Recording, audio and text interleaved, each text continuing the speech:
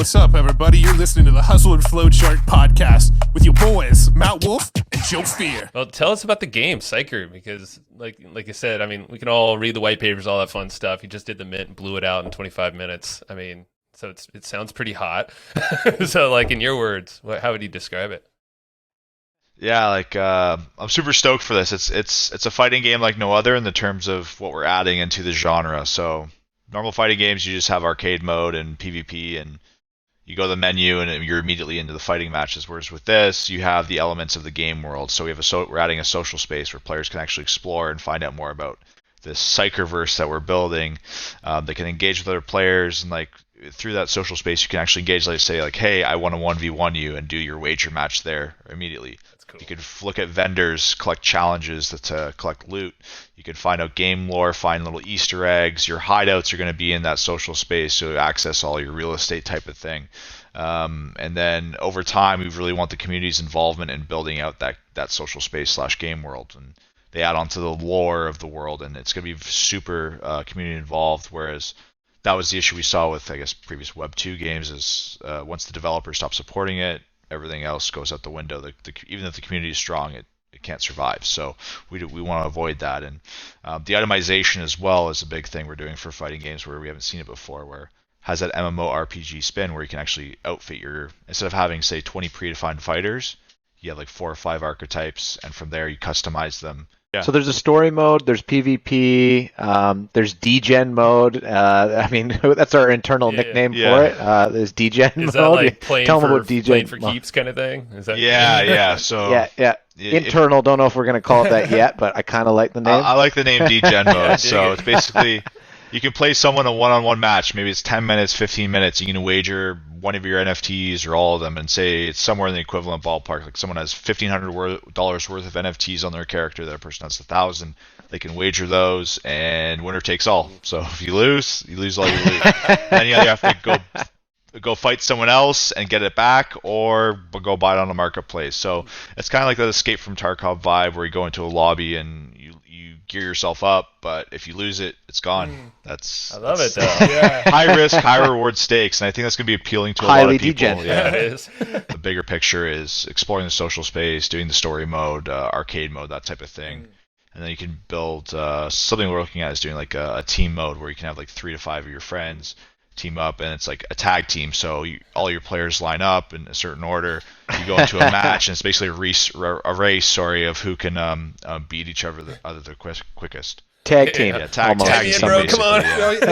That's it. Tag team wrestling. Kind of like those old.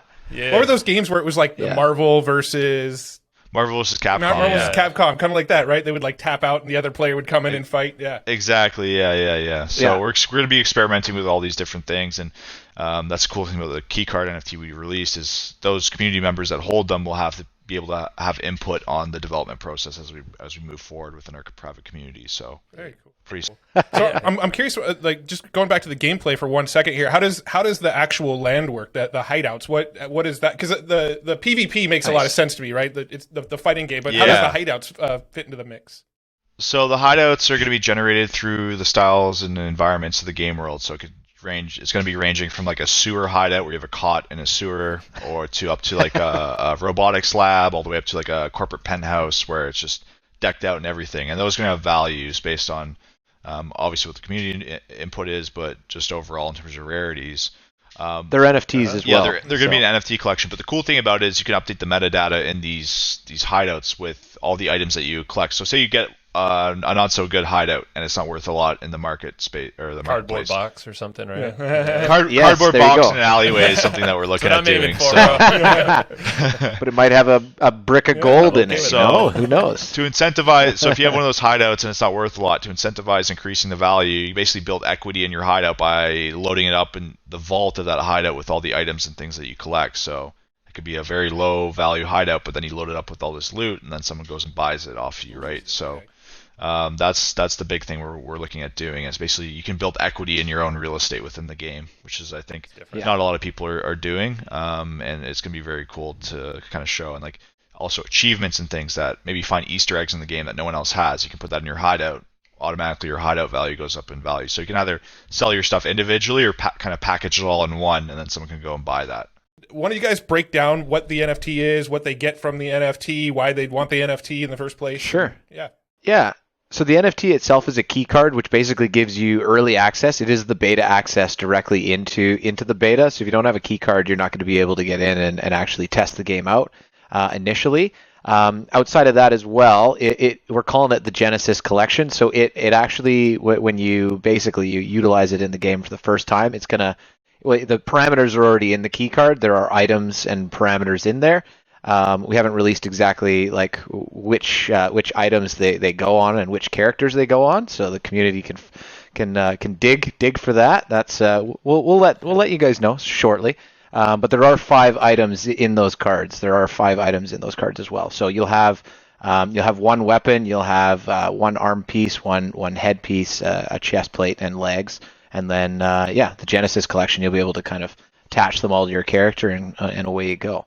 That's what the initial one is, and then we're going to do a second drop here in the coming weeks, and that's going to be the Hideouts. So what we kind of already covered earlier, it's cardboard box to a cardboard box all the way up to a penthouse suite. So and those are coming. To whitelist for those, you need a key card.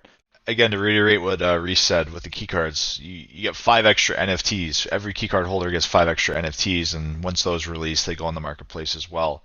That's alongside the game launch. So you're kind of getting a loot basket or a loot box, if you will, with the key. A Genesis loot box. The key card. I don't know.